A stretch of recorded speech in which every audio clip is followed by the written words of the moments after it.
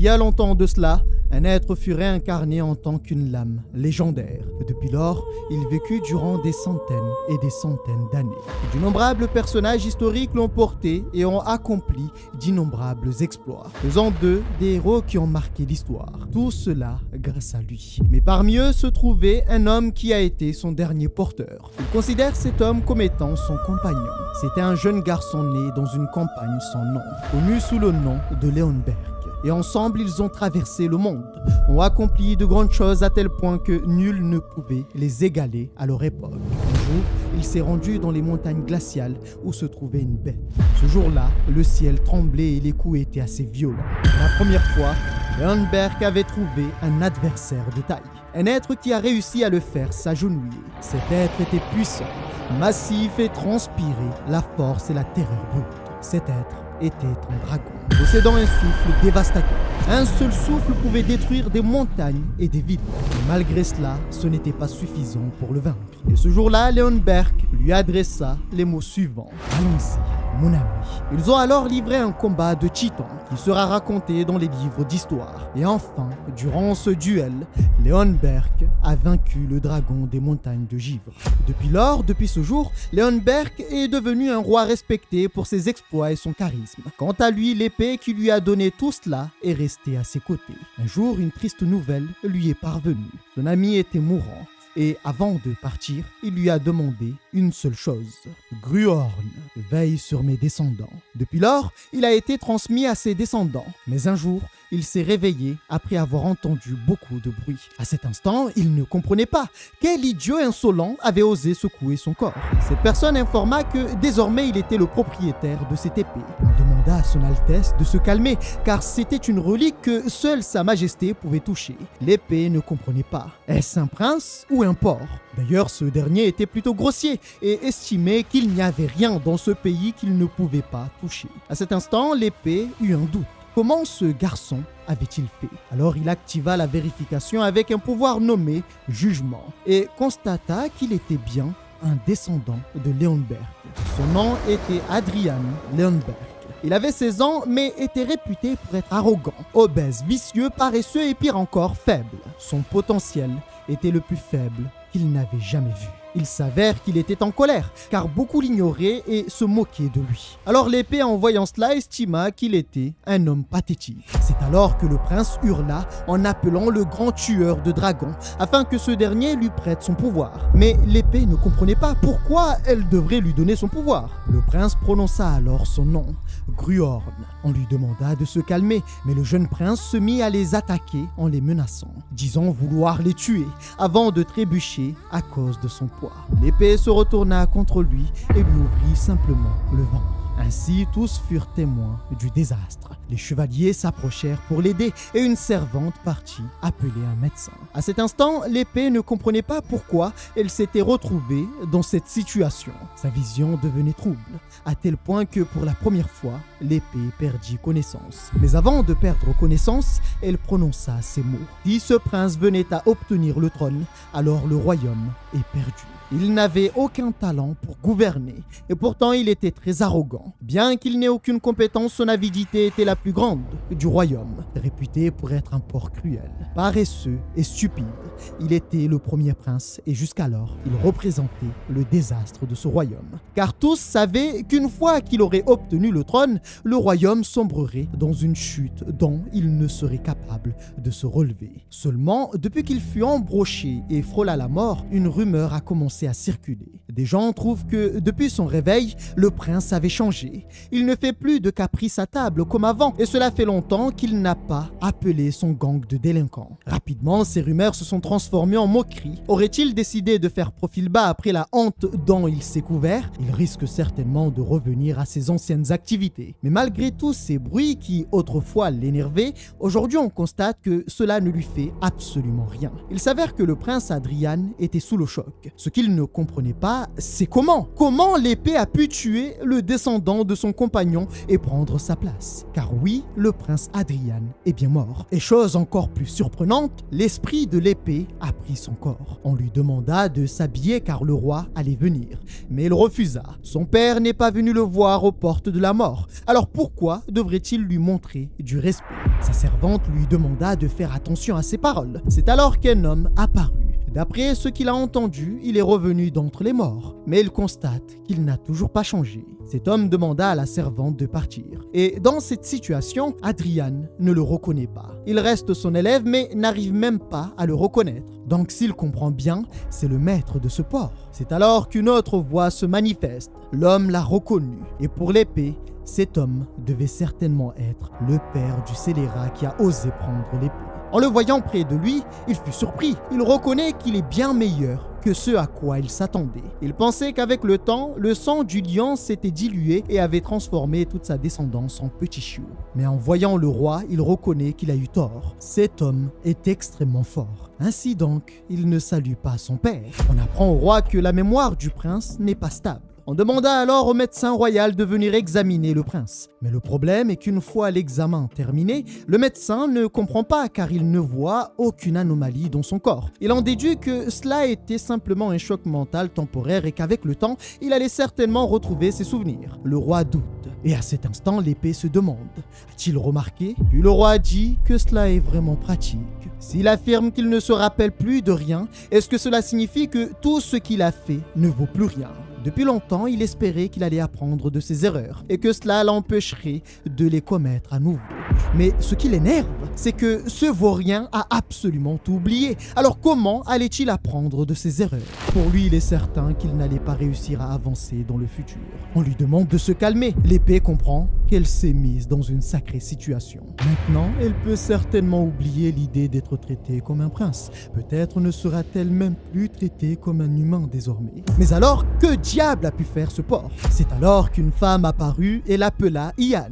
Elle a tout entendu et savait qu'il devait certainement être troublé. Son passé n'avait aucune importance, il n'avait pas à s'inquiéter pour cela. Et cela l'attriste encore plus de voir que son magnifique visage a fini de cette façon. L'épée ne comprend pas. Parle-t-elle de lui? Mais le prince n'a-t-il pas toujours été ainsi? Elle était heureuse qu'il ait ouvert les yeux et qu'il aille bien. Alors elle lui demande de ne plus jamais toucher d'objets dangereux. Car si cela avait mal fini et qu'il ne s'était pas réveillé, cela l'attristerait et elle ne veut pas y penser. Mais attends, comment devrait-il lui dire que son fils est mort? Tout cela l'agace. Pourquoi est-ce lui? Elle informa qu'elle reviendra le voir. Alors il pouvait aller se reposer. Enfin, il peut respirer. Il a failli mourir une deuxième fois avec cette femme. Il s'avère que c'est sa mère. Son compagnon l'avait supplié de veiller sur ses descendants. Et voilà qu'il en tue un. Bon, il faut quand même reconnaître que ce n'était pas intentionnel. Mais c'est quand même lui qui l'a tué. Quoi qu'il en soit, il ne peut rien y faire. Mais alors, que devrait-il faire maintenant? La solution serait de bien vivre pour lui et pour assurer la descendance. À la base, il avait été réincarné en épée et avait passé sa vie à réparer les erreurs des autres.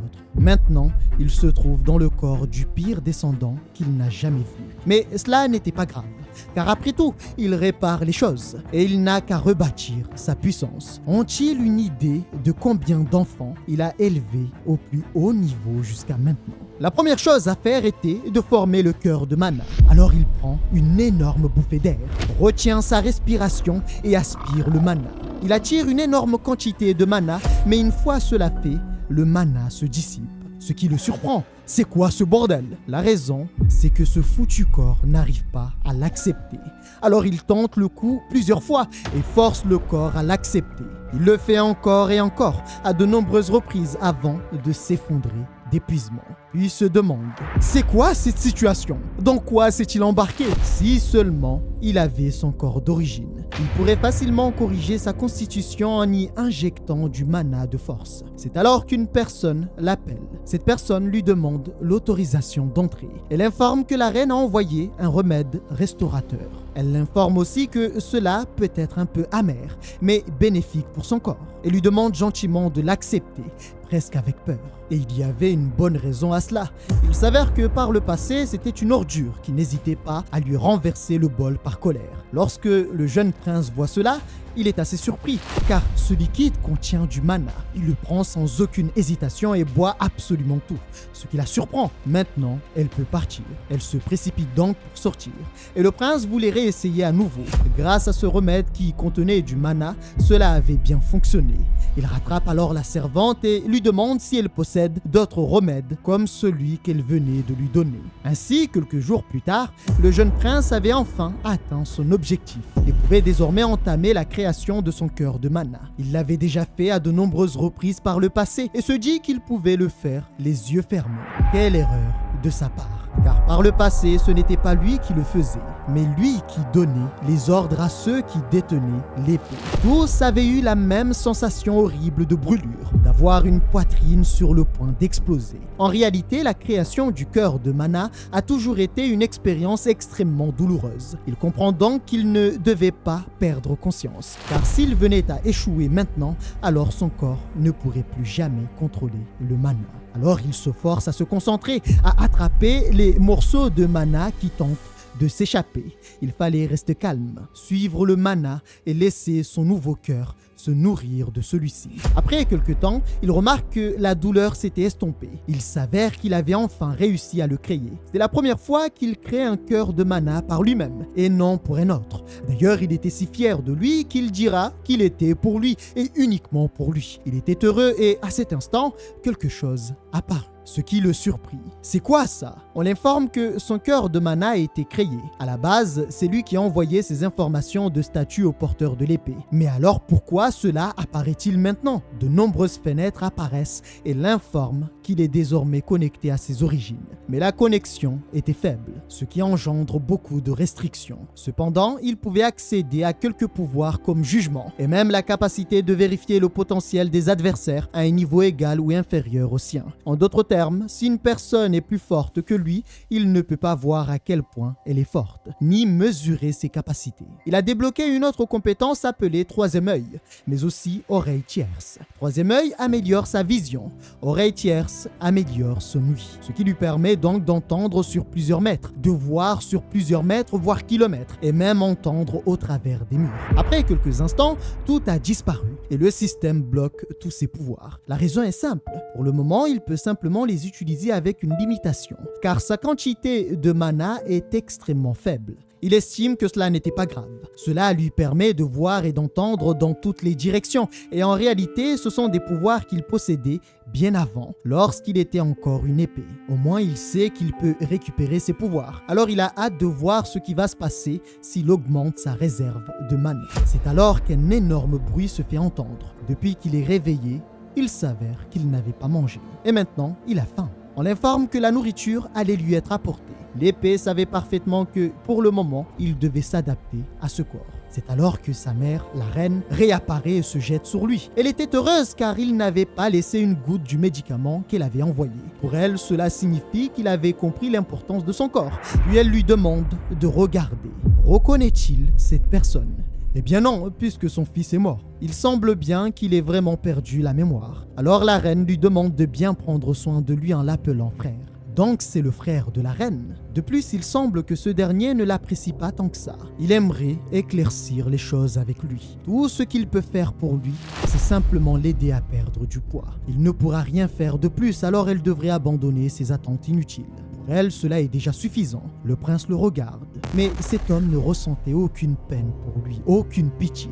Quelque temps plus tard, la maltraitance a commencé. À partir de ce jour, manger, boire, même respirer, il devra chercher sa permission. S'il espère être traité comme un prince, il peut déjà abandonner dès maintenant. Alors qu'il fasse de son mieux. Qui sait, peut-être qu'il pourrait changer d'avis et lui apprendre comment utiliser une épée et les maniements secrets de la famille. Tout cela le met dans une colère noire. Ose-t-il dire de telles paroles au maître qui a fondé leur famille en entraînant le chevalier et roi qui a bâti ce pays? Lui dire cela à lui? Qu'est-ce qu'il y a? À force de faire trembler sa graisse, il va lui en vouloir. Alors le jeune prince l'appelle, mon oncle. Voudrait-il faire un pari avec lui? D'ici 6 mois, il le forcera à reconnaître sa force. Son but est de briser son air arrogant et son regard méprisant envers lui. S'il échoue, alors il fera tout ce qu'il voudra. Cependant, s'il gagne, il devra lui accorder un souhait. Cela est intéressant. Alors très bien, il accepte le pari. Après tout, avoir un peu de divertissement n'est pas si mal. Après cela, il se rend compte de son erreur. Il a fait une grande déclaration, mais constate que son corps est le problème. Pour pouvoir brûler toute la graisse dans son corps, il commence à utiliser le mana, ce qui surprend son oncle, qui tente immédiatement de l'arrêter. Après avoir regardé attentivement son corps, il constate qu'il a bien formé un cœur de mana. Alors, d'un air arrogant, il informe que ce n'était rien. Il a réussi à le faire il y a peu. Regrette-t-il leur pari? À quoi pense-t-il en créant un cœur de mana? Où avait-il appris la méthode de création? Car à voir sa réaction, il n'a pas l'air de comprendre ce qu'il a fait de mal. Hein? Quelque chose de mal? Qu'est-ce qu'il raconte, ce vieux fou? Il l'informe que le cœur de mana est une technique barbare que seuls les mercenaires de bas niveau apprennent. À cet instant, son cri a été si fort qu'il a fait fuir tous les animaux à proximité. Sur ce coup, il est foutu. Son oncle venait de lui révéler une réalité terrible de cette époque. Le cœur de mana est considéré comme une technique de seconde zone et il avait décidé de lui montrer quelque chose. Il lui avait demandé d'ouvrir les yeux et regarder. Il venait de former un anneau avec son mana avant de le diriger vers lui. Une fois entré en contact avec son cœur de mana, ce dernier s'est brisé. Alors à cet instant, il l'a informé. Les anneaux de mana avaient pour caractéristique de briser l'aura d'un porteur du cœur de mana. Pour lui, cette technique était très simple à créer et bien plus stable que les cœurs de mana. Même la famille Eli, qui a persisté dans l'utilisation du cœur de mana, a sombré dans la ruine il y a de cela une centaine d'années. Ce qui signifie que désormais, plus personne n'utilise le cœur de mana. Inquiet, il a commencé à fouiller dans les livres pour savoir si les temps avaient vraiment changé. Cela lui a permis d'apprendre que les mages utilisent désormais des cercles, tandis que les chevaliers utilisent désormais des anneaux en chaîne pour rassembler du mana. Le rang d'un chevalier est défini par le nombre d'anneaux qu'il a tissés. Cela va de 1 à 5. Après avoir lu tout cela, il estime que c'est simplement un ramassis d'informations sans aucun sens. Mais après avoir lu tout ça, il s'arrête après avoir remarqué quelque chose. Il est noté que le fondateur et créateur de la chaîne de mana est un homme nommé Ernest Altringen. Il y a fort longtemps de cela, lorsqu'il était encore une épée, un homme audacieux était venu le voir. Cet homme était Ernest Altringen. Il était venu pour se mesurer à lui afin de savoir qui était le plus fort, mais surtout qui méritait vraiment le titre de saint de l'épée. Et maintenant, il comprend mieux. Pas étonnant que ce nom lui dise quelque chose. Mais alors, qu'est-il arrivé à ce gars déjà? Il comprit d'où venait leur absurdité. Le jour suivant, il est revenu pour l'entraînement. Son oncle lui demande: a-t-il fini de lire son livre? Il devrait donc avoir compris maintenant à quel point le choix qu'il a fait en créant le cœur de mana était idiot. Eh bien, tout bien réfléchi, il n'a pas vraiment l'impression d'avoir fait une erreur. Donc il va garder le cœur de mana. Il ne veut pas l'admettre. Ou n'aurait-il pas saisi la situation? Il devrait savoir que tous les cœurs de mana ne sont pas pareils. A-t-il déjà entendu parler de la citation de classe? Son oncle, tout cela n'était que des inepties. Parmi ceux qui ont utilisé le cœur de mana, il y a des mercenaires qui pensaient être des héros d'il y a plusieurs siècles. C'est-il ce qu'il est advenu de chacun d'eux? Ils ont tous sombré, incapables de dépasser ne serait-ce que le deuxième anneau. S'il est différent d'eux, alors pourquoi n'essayerait-il pas de vaincre un chevalier 2 anneaux? S'il réussit, alors il deviendra son tuteur conformément au souhait de sa mère. En réalité, il n'est pas sûr que cela soit une bonne chose d'avoir son oncle comme tuteur. Vient-il de remettre en doute son habilité à être son tuteur? Il est un comte du royaume et le commandant de l'armée du Nord. Les chevaliers n'arrivent pas à résister à sa pression. Il est le maître des lanciers noirs et l'un des 5 lions d'argent au service de sa majesté. Il est un homme qui a réussi à superposer 4 anneaux, faisant de lui un chevalier 4 anneaux. Son nom est Valbolorhar. Son mana est si puissant qu'il déchire sa chair. Et puis son oncle lui demande: est-il satisfait de son niveau? C'est alors que tous les gardes sortent leurs armes pour protéger le jeune prince. Mais les 2 hommes s'étaient bien compris et chacun fait apparaître un sourire. Puis le prince lui dit de ne pas oublier ses paroles. Un peu plus tard, c'est la même chose. Après l'entraînement, il était extrêmement fatigué. Et une fois qu'il a pu enfin se reposer, il reconnaît que cette fois-ci, il a failli mourir. Les paroles de son oncle résonnent encore dans sa tête. Dire qu'il avait osé le défier en pensant qu'il allait reconnaître sa valeur avec une telle arrogance. Vaincre un chevalier 2 anneaux? Quelle bonne blague! Même un anneau, c'est impossible pour lui. Ce n'est pas vraiment ce qu'il lui a dit, mais le jeune prince s'est créé tout un film dans sa tête et dit que c'est un bâtard diabolique. Arrivé dans une pièce, on l'informe qu'il l'attendait. C'est le médecin royal qui est honoré qu'il puisse le reconnaître. Lui qui n'est qu'un simple homme sans grande valeur. Mais alors, qu'est-ce que le médecin royal fait ici? Il s'avère que son Altesse la Reine avait ordonné une guérison magique à son égard. Et c'est la raison pour laquelle il aimerait qu'il coopère avec lui sans faire d'histoire. Pris de peur, le jeune prince le met à la porte. Il n'avait pas besoin de lui, alors qu'il parte. Il sait que ce foutu médecin rendrait inutile tous ses efforts jusqu'à maintenant. À cet instant, le chevalier est surpris. Le jeune prince avait bien changé. Quelque temps plus tard, une autre personne est arrivée en l'appelant frère. Son frère était beaucoup plus beau et bien plus différent que lui. Lorsqu'il est arrivé, le prince Adrian mangeait tranquillement. Et en le voyant, il se demandait ce qu'il voulait. Le chevalier, convaincu qu'il a perdu la mémoire, lui rappelle que c'est son Altesse, le 3e prince. Lui, un 3e prince? Il avait entendu qu'il avait eu un accident, mais il semble avoir meilleure mine. Quel dommage! Et donc, que lui veut-il?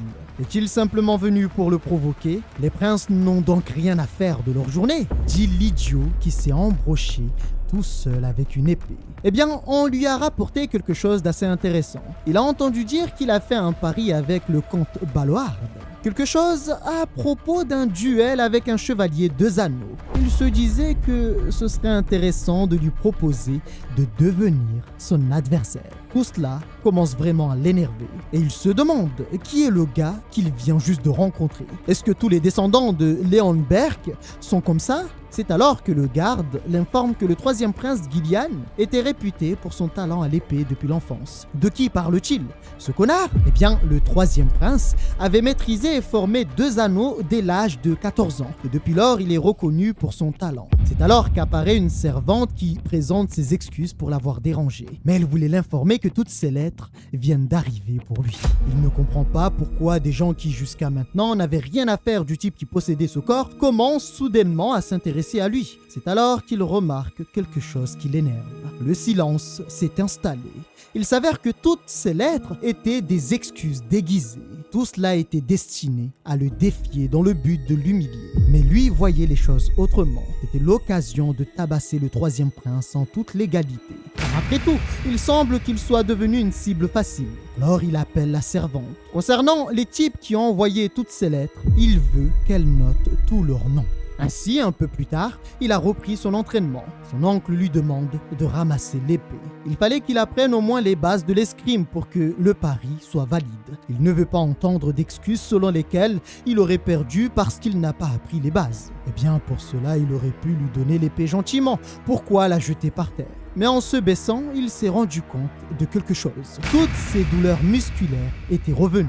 Son oncle avait remarqué qu'en réalité, il n'avait reçu aucune magie de soin. Mais le jeune prince l'informe que s'il est un chevalier, il devrait le savoir. La magie de soin ne fait que restaurer les muscles dans leur état d'origine. Elle n'aide pas à leur développement. Son oncle le savait parfaitement et étrangement, il est devenu plus froid. Il doit savoir qu'il ne va l'exécuter qu'une seule fois. Alors il doit bien regarder. C'est une technique que les chevaliers du royaume apprennent pour construire leur base. C'est l'épée d'entraînement du royaume. Il va alors lui montrer de nombreuses techniques, une chorégraphie qu'il fallait retenir. Et à cet instant, il est resté stupéfait. Puis il lui demande, a-t-il bien dit que c'était la technique que les chevaliers utilisent pour construire leur base? Eh bien, elle manque peut-être de tranchant puisque c'est une épée d'entraînement. Mais il devait savoir qu'elle est fidèle au fondement. Et il n'y avait pas de meilleur style pour apprendre l'escrime. Pour son talent, cela pourrait être difficile. C'est alors qu'un homme éclate de rire. Il s'avère que, peu importe le temps qui s'est écoulé, la grande escrime qui a décapité le dragon fou est traitée comme une simple technique d'entraînement. Et tout cela lui fait rire car il constate qu'en réalité, l'histoire a complètement tout changé. Son oncle l'informe que ce n'était pas suffisant pour remporter son pari. Donc une fois qu'il aura perdu, il pourra supplier sa mère pour qu'elle engage un autre maître afin qu'il lui enseigne d'autres techniques. Pour lui, ce n'était pas nécessaire.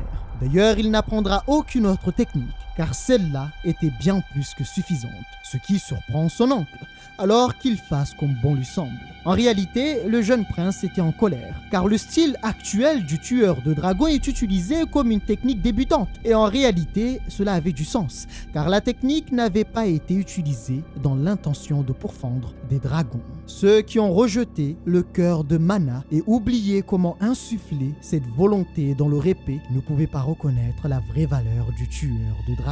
C'est alors que son oncle l'arrête et l'informe que la force n'entre pas dans l'épée simplement parce qu'il tend le bras. Aurait-il oublié ce qu'il lui a montré ? Il devait mettre un peu dans le ventre et les jambes. Il devait répartir correctement sa force dans tout le corps pour manier une épée. Il savait parfaitement qu'il avait raison, mais le problème, c'est ce corps qui ne lui permet pas d'imiter correctement le style du tueur de dragons. Quoi qu'il en soit, il allait prouver que son art n'était pas une vieillerie bonne à jeter. Mais pour cela, il fallait devenir plus fort. Alors il a continué à s'entraîner. Une semaine est passée. Et durant ce temps, il n'a cessé de s'améliorer. Puis un jour, son système est revenu et l'a informé qu'il avait réussi à modifier sa constitution grâce à un entraînement acharné. Il est désormais passé d'obésité morbide à obésité générale. Son métabolisme était devenu plus actif. Il maîtrise beaucoup mieux son corps et grâce à cela, son trait maladroit a disparu. De plus, en accumulant du mana, sa constitution a considérablement changé, ce qui fait que désormais le trait trouble de sensibilité au mana a disparu et le système en a créé un autre appelé sensibilité au mana. Cela signifie qu'il sera beaucoup plus capable d'attirer et de conserver le mana. Il arrivait à mieux utiliser sa lame. C'est alors que son oncle lui demande d'arrêter. D'ailleurs, il était intervenu directement, à tel point que le garde pensait qu'il voulait s'en prendre à lui. Il s'avère que le prince Adrian s'était tellement entraîné qu'il s'était blessé. Mais il n'avait rien remarqué, alors il lui demande pourquoi l'avoir arrêté. Eh bien, il ne l'avait pas remarqué, mais la cible avait complètement été brûlée par la foudre. Et s'il continue à s'entraîner comme ça, il pourrait être frappé lui aussi par la foudre. C'est alors qu'il s'effondre de fatigue. Bien qu'il n'aimait pas ce gamin au début, il semble qu'il commence à douter. Il semble que ce gamin soit plus fort et plus courageux qu'il ne le pensait. Un peu plus tard, il va enfin reprendre connaissance et se rend compte qu'en fait, il ne connaît pas très bien les limites de son corps. En tant qu'épée, il avait accompli tous les exploits imaginables. Et un héros de guerre inconnu, un maître de l'épée imbattable, un roi mercenaire ou encore le fondateur du royaume. Il a mené de nombreuses guerres dont ils sont sortis victorieux. Il a élevé le niveau des corps et même des âmes de ses porteurs, créant ainsi de grands héros. Tel fut le parcours de Gruhorn, le conseiller avisé et enseignant hors pair. Mais en réalité, durant tout ce temps, il n'a été qu'un spectateur. C'est pour cela qu'il a fait autant d'erreurs, jusqu'à perdre connaissance. Il a été enivré par l'adrénaline, excité de faire tout cela lui-même et de constater le fruit de son labeur. Mais il se rend compte que si cela continue, ce corps frêle allait se briser. Il fallait donc trouver un équilibre entre son esprit et ce corps pour qu'il ne soit pas détruit. Cela fait maintenant plus d'1 mois qu'il a créé son cœur de mana. Et durant ce temps, il a rassemblé une grande quantité de mana. Alors il estime qu'il devrait pouvoir passer à l'étape supérieure. Le système l'informe que sa quantité de mana était désormais assez conséquente. Son corps pouvait désormais supporter une certaine quantité, ce qui signifie que son cœur de mana allait s'agrandir pour pouvoir stocker encore plus de mana. Le système l'informe aussi que suite à l'agrandissement de son cœur de mana, son corps a également changé. Il aimerait bien voir les résultats. Il a désormais atteint le rang d'apprentissage de l'épée. Il peut utiliser le niveau le plus basique d'Aura. Même avec des compétences aussi faibles, il devrait certainement s'en sortir. Il semblerait que les rumeurs se soient largement répandues dans le royaume. De quoi parle-t-il? Quelles rumeurs? Eh bien, celles le concernant et à cause de cela, il a été très ennuyé dernièrement. C'est pourquoi il aimerait lui demander, ne serait-il pas mieux de trouver un adversaire pour le duel? Eh bien, concernant l'adversaire, il a déjà choisi celui qui serait le plus adapté. Mais avant d'affronter un double anneau maintenant, il est conscient que cela serait difficile pour lui. Alors il demande à son oncle, ne serait-il pas mieux qu'il affronte un anneau solitaire pour s'entraîner? Pour son oncle, c'est à lui de voir. Alors il s'adresse à son chevalier. A-t-il fait ce qu'il lui avait demandé? Il a tout organisé comme il l'a demandé. C'est une liste spéciale de tous ceux qui ont envoyé une lettre pour le défier. Mais avant cela, il aimerait savoir, ne compte-t-il pas faire des duels d'entraînement avant d'aller les affronter? Pourquoi devrait devrait-il faire cela? La plupart ont une dent contre sa majesté. Il pourrait donc en profiter pour lui faire du mal, sous prétexte d'un duel. Il le sait parfaitement. C'est pour cela que son oncle sera obligé de faire office d'arbitre pour lui. Il ne demande rien de fou, juste d'empêcher qui que ce soit de mourir pendant les duels. Quelques jours plus tard eut lieu son premier duel. Un homme était arrivé très énervé, car en ces lieux se trouvait une racaille. Son nom est Taylor Tailheim, second fils d'une banale famille de barons. Quelques années plus tôt, le prince s'était moqué de lui, avait insulté son père et les avait ridiculisés en public. Depuis lors, l'honneur de sa famille s'est effondré. Son père et lui, ainsi que son frère, sont devenus la cible des moqueries des nobles jusqu'à ce jour. Il est donc venu pour récupérer l'honneur de sa famille et lui faire regretter ses actions. Alors il se présente au prince comme apprenti chevalier à l'anneau solitaire, pratiquant l'escrime de la famille Tailheim. Pourquoi tant de formalités pour un simple duel d'entraînement? D'ailleurs, est-ce vraiment un chevalier? Il a l'air faible. Il semble qu'il soit tout aussi impoli qu'arrogant, comme le disent les rumeurs. Il manque de bon sens et ne se rend pas compte de sa place. C'est alors qu'intervient son oncle et lui dit qu'il comprend parfaitement ce qu'il ressent. Mais le duel n'avait pas encore commencé. Alors il devait apaiser son esprit. Est-ce le seigneur Balorhard? C'est un honneur pour lui de faire sa rencontre. C'est bien embêtant tout cela, on pourrait croire que c'est son oncle le prince. Il aurait dû mieux se comporter par le passé s'il voulait du respect. Pourquoi toujours parler du passé? Bien qu'il se mette en place pour le duel, et maintenant que celui-ci commence, il rassemble tout le mana vers lui avant de foncer vers le prince. L'instant suivant, il disparaît et apparaît au-dessus de lui. Trop de mouvements inutiles. Il venait de bloquer son attaque. Est-ce un cœur de mana qu'il voit là? Alors il décide de reculer rapidement. Un cœur de mana ne devait pas être capable de bloquer une chaîne de mana. Le jeune prince l'informe que peut-être parce qu'il n'a qu'un seul anneau. Quoi qu'il en soit, son attaque l'a juste chatouillé. Alors il devrait faire mieux. Personne ne comprend ce qui vient de se passer à l'instant. Est-ce un son qu'ils ont entendu? Mais c'est la résonance de l'épée. Pour lui, tout cela est impossible. Il ne veut pas l'accepter. Alors il fonce droit sur lui, mais c'est encore le même résultat. Il lance alors de nombreuses attaques contre le jeune prince, mais à la fin, le résultat reste le même. On dit que le cœur de mana est incompatible avec la chaîne de mana. Il reconnaît que c'est le cas. Ton cœur de mana est devenu instable et à tout moment, tout peut s'écrouler. N'a-t-il pas dit être le deuxième fils du baron Tailheim? Il devrait garder son sang-froid. Puis il se focalise sur ses sens, ce qui le plonge dans une mer de mana. Il tend la main et lui dit « Éveille-toi ». Que ce soit l'épée démoniaque, l'épée sacrée ou bien d'autres noms qu'on lui a donnés par le passé, c'est une partie de son âme.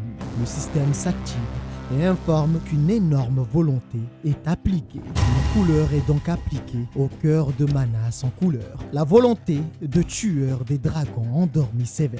Cet éveil est basé sur la mémoire de l'épée, fondée sur sa dernière activité. Ainsi, cela crée un cœur du tueur de dragons. Un cœur possédant une puissance meurtrière créée uniquement dans le but de tuer des dragons. Mais ici, il a fusionné avec lui pour affronter un homme, ce qui est extrêmement dangereux pour son adversaire. Lorsque son oncle voit cela, il lui demande d'arrêter. Mais malheureusement, il est bien trop tard. Il s'avère qu'il y a peu, il était parti voir son oncle et lui avait demandé une faveur. S'il est sur le point de tuer son adversaire, alors il devra intervenir, car personne d'autre que lui ne pourra l'arrêter. Et pour l'arrêter, il lui avait donné l'autorisation d'utiliser toutes les méthodes nécessaires. Ainsi, sans aucune hésitation, il le frappe avec une grande force, à tel point que son adversaire avait cru qu'il voulait le tuer. Le jeune prince était inconscient.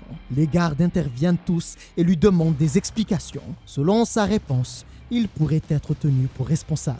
À cet instant, le jeune prince leur demande de reculer. C'est lui qui lui avait demandé de l'arrêter si nécessaire, mais il ne lui avait pas demandé de le frapper aussi fort au point de l'assommer. Ainsi, il a perdu connaissance. Quelque temps plus tard, il reprend enfin connaissance. Il pensait vraiment que son cœur de mana allait se fissurer. Le pouvoir de son oncle était bien supérieur à celui d'un anneau solitaire. Et dans l'histoire, il a pris son coup de plein fouet. Heureusement, il n'y avait aucun effet secondaire. Finalement, tout rentre dans l'ordre et cela lui fait plaisir. Il a gagné son duel.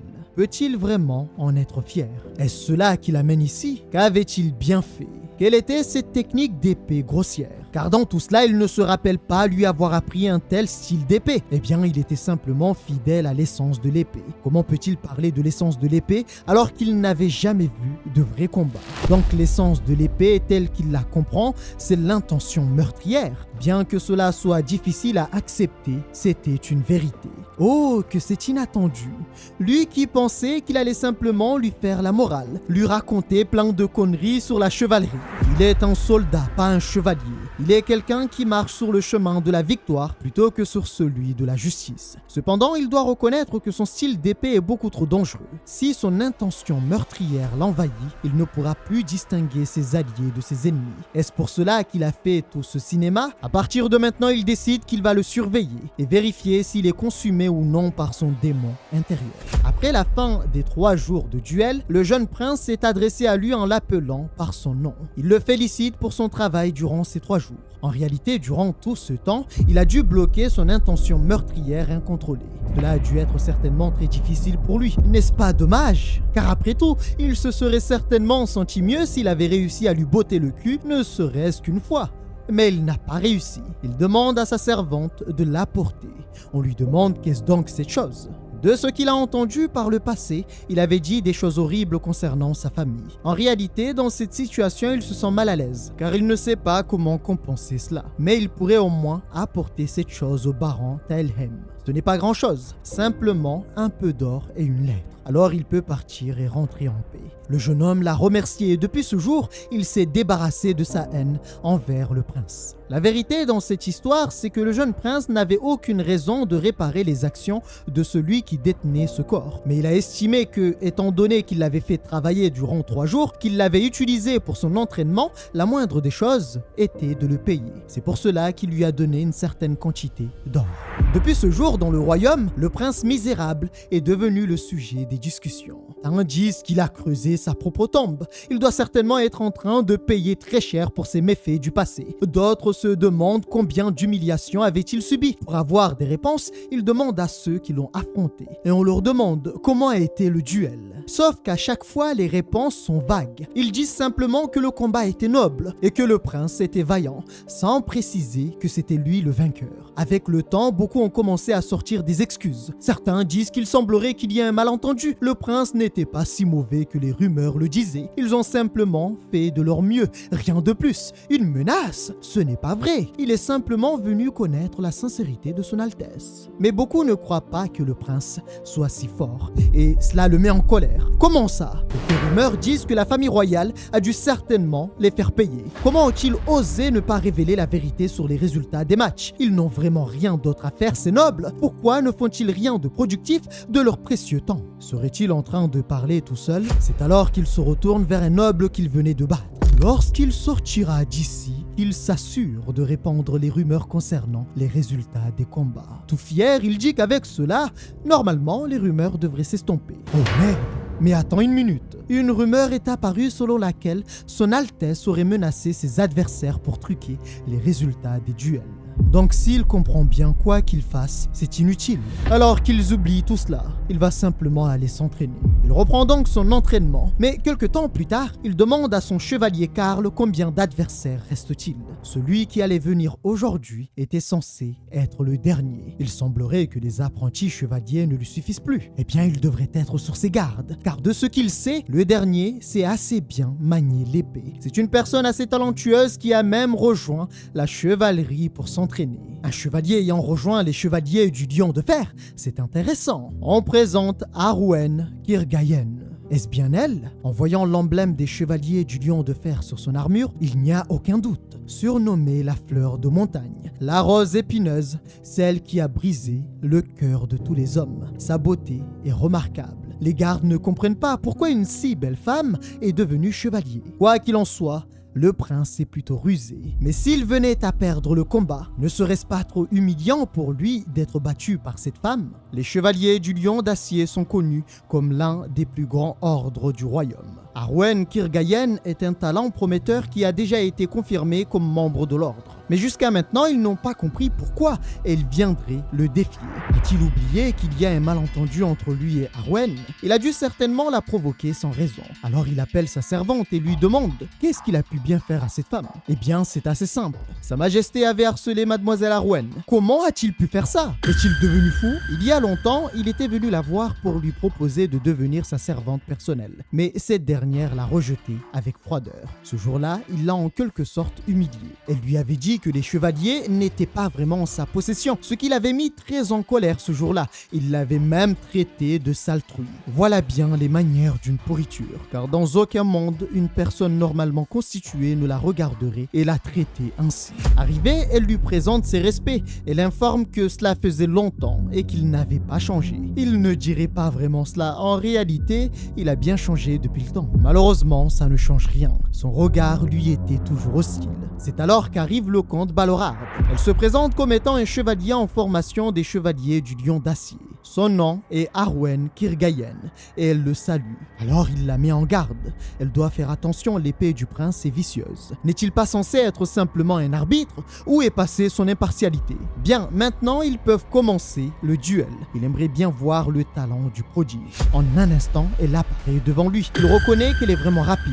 Les coups sont bien plus puissants que ceux de ses précédents adversaires, à tel point que son mana reflue.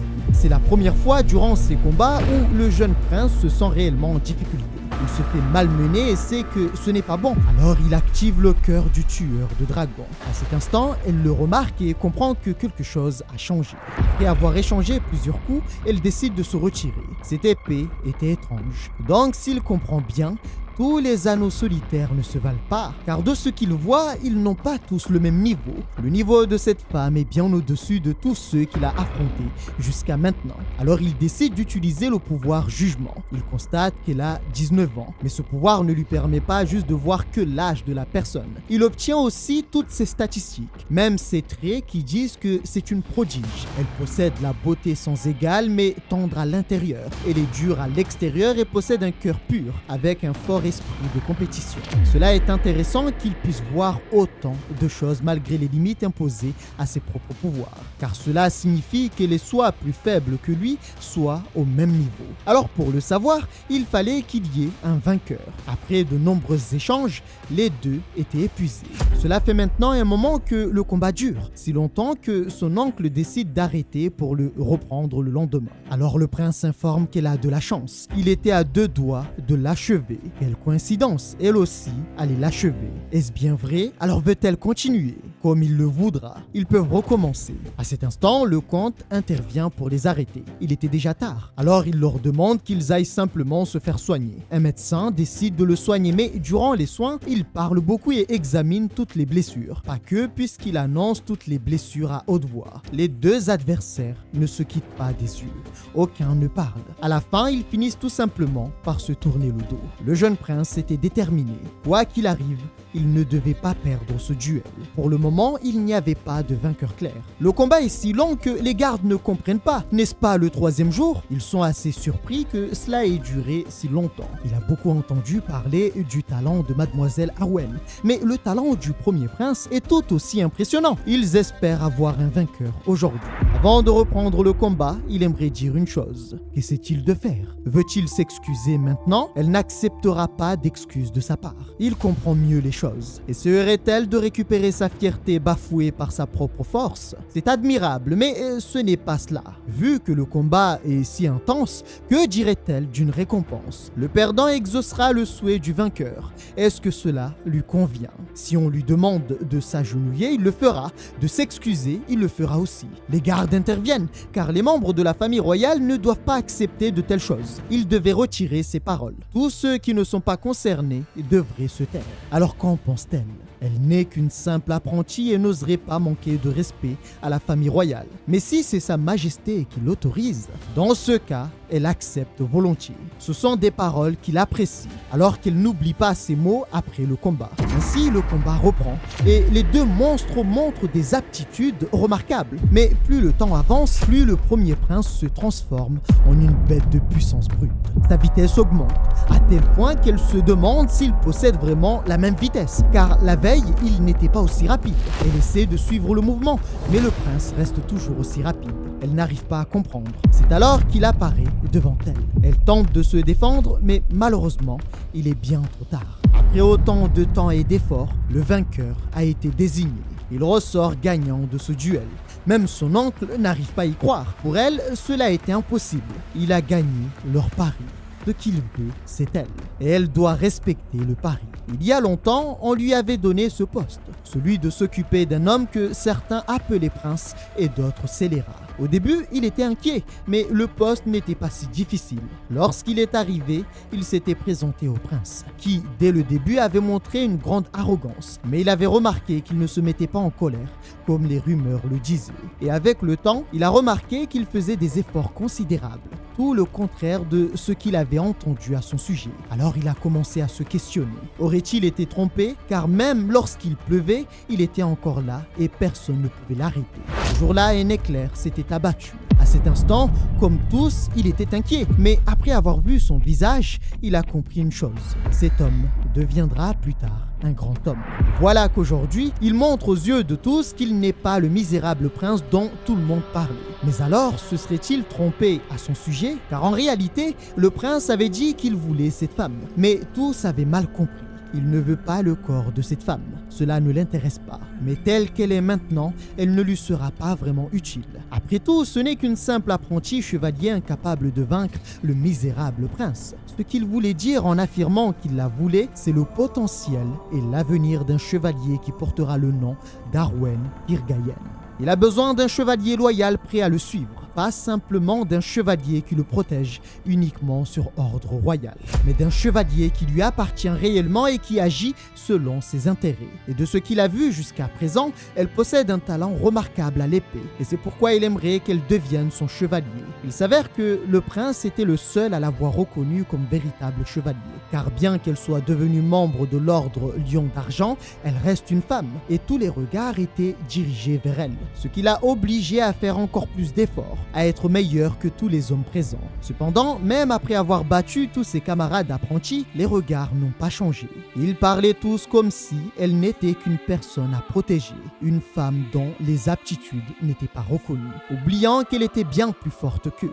Ici, le premier prince reconnaît sa valeur et veut que ce soit elle qui le protège à l'avenir. Mais alors, était-il réellement sincère dans sa demande?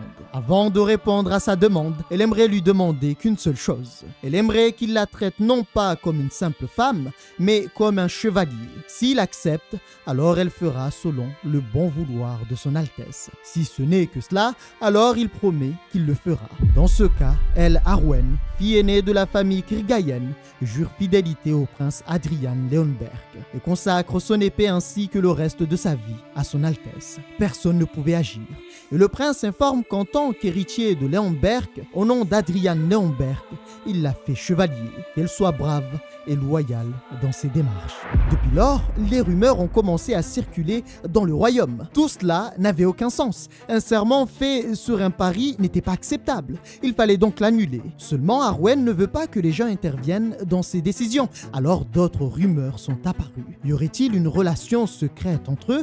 Peut-être qu'elle ne peut pas devenir sa maîtresse à cause de la réputation du prince. Alors il l'aurait nommé chevalier comme couverture. À la fin, celui qui devient fou de colère n'est autre que le prince, qui demande s'il est la pire des ordures sur terre pour qu'on parle de lui comme ça. Son chevalier ne peut rien faire d'autre que d'en être témoin. En réalité, lui aussi était tourmenté, car il avait retenu les paroles du prince. Alors il lui demande, à propos de ce qu'il avait dit ce jour-là, est-ce qu'il a été contrarié? Pourtant, ce qu'il a dit était vrai, car si un décret royal lui ordonnait maintenant d'aller voir ailleurs, ne le ferait-il pas? Mais s'il le souhaite, il pourra prêter serment lui aussi plus tard. Dans ce cas, s'il dit qu'il peut prêter serment maintenant, l'acceptera-t-il?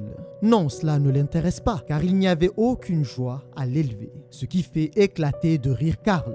Mais le prince ne rigole pas, il est très sérieux dans ses paroles. C'est alors qu'il reçoit une lettre qui l'invite au banquet royal, après qu'ils aient retiré sa mise à l'épreuve. Mais de ce qu'il se souvient, son père avait agi comme s'il allait l'enfermer à jamais dans le palais. Il ne comprend vraiment pas à quoi pense cet homme en parlant du roi. Mais n'est-il pas satisfait de la décision? En réalité, il s'en moque, car même s'il il sort du palais, il n'a nulle part où aller et personne à rencontrer puisqu'il ne connaît personne. C'est alors que la servante s'arrête et lui présente une autre lettre d'invitation. C'est une lettre venant d'un club spécial dont les membres sont uniquement de jeunes seigneurs particuliers. Mais qui irait à ce genre de bêtises? Certainement pas lui. C'est là que la servante l'informe qu'il en était membre et avait l'habitude de s'y rendre. Cela l'étonne. Il lui demande donc si c'est un endroit étrange. Eh bien, pour une femme comme elle trouve que les goûts des jeunes seigneurs étaient vraiment incompréhensibles. Maintenant, il comprend mieux. En réalité, c'est simplement une réunion pour boire et fréquenter des femmes. Cela ne l'intéresse pas. Il est déjà assez occupé avec son entraînement. Pourquoi devrait-il se rendre à ce genre de réunion? Mais au milieu de tout cela, il remarque une note. Un membre de la famille Ellie lui avait envoyé cela et se déclare comme étant son ami éternel. Le nom Ellie est un nom dont il se souvient particulièrement, car d'après son oncle, c'est la famille qui a défendu le cœur de Mana jusqu'à la fin et qui a fini par tomber en disgrâce il y a de cela 100 ans. Finalement, il a changé d'avis. Il va se rendre à cette réunion. Sa servante semblait bien déçue de cette décision. Mais en réalité, elle ne savait pas quel était son objectif. Ce qu'il veut vérifier, c'est si cette famille n'est pas totalement tombée en disgrâce. Après avoir pris le corps du prince misérable, il s'est entraîné et 4 mois plus tard, il a perdu énormément de poids. On lui demande si la tenue est à son goût. Il a appliqué chacune de ses demandes. Une couleur noire et comme il l'a exigé, aucune parure excessive n'a été ajoutée. Le design est simple comme demandé et malgré cela, il reste majestueux. Effectivement, il a perdu beaucoup de poids. Pour ce qu'il vient de faire, il va lui confier la confection de sa tenue pour le banquet au palais. Dans ce cas, il commencera à travailler dessus immédiatement. Mais avant qu'il ne le fasse, il doit savoir que ses mesures allaient encore changer d'ici là. Alors il devait attendre. Quelques jours après que sa période de probation soit terminée, il s'est dirigé vers le club pour jeunes seigneurs. Toujours à ses côtés se trouvait Karl, le chevalier chargé de le protéger. Il s'est rendu compte que c'était vraiment épuisant d'être un prince. Les vêtements, le carrosse, les gardes, il ne veut plus y penser. C'est alors qu'il remarque sa servante. Il se rend compte que cela fait longtemps que cette dernière travaille pour lui. Mais alors, quelle est cette cicatrice? Tout cela est dû à son incompétence selon elle. Et c'est lui qui l'avait réprimandé. Encore? Comment le gros porc a-t-il pu faire ça? À chaque fois qu'il fouille dans son passé, il découvre toujours des horreurs. Maintenant qu'il y pense, depuis qu'il est là, cette femme est toujours restée à ses côtés. Mais il ne connaît même pas son nom. Alors il lui demande quel était son nom. Elle s'appelle Adelia Bayern. Ce qui le surprend, qu'a-t-elle dit? Mais Bayern est une famille dont le nom est à peine inscrit dans le registre des nobles. Qui aurait cru qu'il entendrait encore une fois ce nom dans un endroit comme celui-ci? Il y a de cela longtemps, lorsque les villes ou même les royaumes n'existaient pas encore, de nombreuses races vivaient sur le continent. C'était une époque où les plus forts dominaient, où les humains faibles étaient dépouillés et tués. Mais tout cela fut arrêté à l'arrivée d'un groupe qui lança une guerre et la remporta. Ce sont eux qui ont permis aux humains de se hisser comme espèce dominante du continent. Le peuple leur donna alors le titre des 5 électeurs. L'un de ces 5 héros est celui à qui il avait accordé son savoir. C'était une femme capable d'utiliser l'épée Gruorn. Ce jour-là, elle l'avait appelé par son nom et lui avait demandé « Gruorn, avait-il réfléchi à ce qu'il ferait après la fin de la guerre ?» Cette guerrière est celle qui a décapité Eda, le roi des géants, et qui a mis fin à la longue période d'exploitation des humains. On la nomme la marquise de l'épée au sang d'acier, Agnès Bayern. Elle était redoutable, mais en plus de cela, elle était grossière. Tous ses adversaires ont subi des insultes incessantes. Rien que d'y penser, ses oreilles saignent. Donc cette femme est une descendante des Bayern. Mais alors, qu'est-ce qui a bien pu arriver à cette famille pour qu'elle finisse ainsi? C'est alors qu'on l'informe qu'ils sont arrivés. On lui demande de descendre. Cela tombe bien, car il commençait vraiment à s'ennuyer. Mais avant de partir, il l'informe qu'ils discuteront plus tard. Ce qui surprend tout le monde. Pourquoi elle? Qu'a-t-elle fait? C'est alors qu'un homme vient l'accueillir. Il se nomme Bernardo, de la famille Ellie. C'est celui qui lui avait envoyé la lettre d'invitation et qui avait dit être son fidèle ami. Il était assez content de le voir. Mais le premier prince se demande, est-ce bien un descendant de la famille Ellie? Il lui dit qu'il a dû certainement souffrir pour perdre du poids. Mais le prince affiche un large sourire après avoir ouvert la fenêtre devant lui. On lui demande ce qui ne va va pas. Pour lui, ce n'était rien. Il se disait simplement qu'il avait bien fait de venir. Grâce à lui, cette journée allait être très divertissante. Ce qui surprend Bernardo. Vient-il de le toucher? À l'intérieur, on entend de jeunes seigneurs parler de femmes. D'autres s'amuser avec elles. Mais depuis l'arrivée du prince, l'ambiance était assez étrange. Et Bernardo ne comprend pas. Normalement, cet idiot de prince aurait dû être ivre-mort. Il semble qu'il ait changé. Même son aura était différente. C'est alors qu'un homme se lève et dit avoir entendu dire que Sa Majesté avait dépucelé l'apprenti du lion d'argent. Ce jeune seigneur était ivre et ne faisait pas attention à ses paroles. D'autres se manifestent et racontent comment ils auraient aimé avoir cette femme. Ils auraient dû tenter leur chance en premier. Sous son armure, elle était magnifique et se demandaient à quel point sa peau devait être extraordinaire. Il aimerait lui demander une chose. A-t-il des frères et sœurs chez lui? L'a-t-il oublié? Il a bien sûr un frère. Alors tant mieux. L'instant suivant, son poing finit sur son visage. Ils ne comprennent pas pourquoi il l'a frappé. Heureusement pour lui qu'il a un frère. Au moins de cette façon, s'il venait à le tuer, la lignée de sa famille serait toujours assurée. Il a écrasé ses couilles. Personne ne pouvait y croire. À partir de ce jour, son petit frère devenait désormais l'héritier de sa famille. Après lui avoir brisé les parties, il a passé un bon moment à le tabasser. Et cet homme, surpris de tout cela, lui demande pourquoi lui faire ça. Il devrait écouter attentivement. Il peut parfaitement tolérer qu'il le traite de vaurien, mais il ne peut pas accepter qu'il le traite ainsi. Mais qu'est-ce qu'il raconte à la fin? Cela voulait tout simplement dire qu'il avait besoin d'être frappé encore plus fort. En réalité, il ne l'avait pas remarqué, mais il est complètement fou. Et tout cela n'est que le début de sa folie. C'est alors que Bernardo se met à genoux. Ne lui avait-il pas dit plutôt que la journée allait être assez divertissante? Mais pourquoi agit-il ainsi soudainement? Il devrait y aller et convoquer les chevaliers royaux. Dans ce cas, il obéira à son commandement. Quant aux femmes présentes, elles peuvent partir.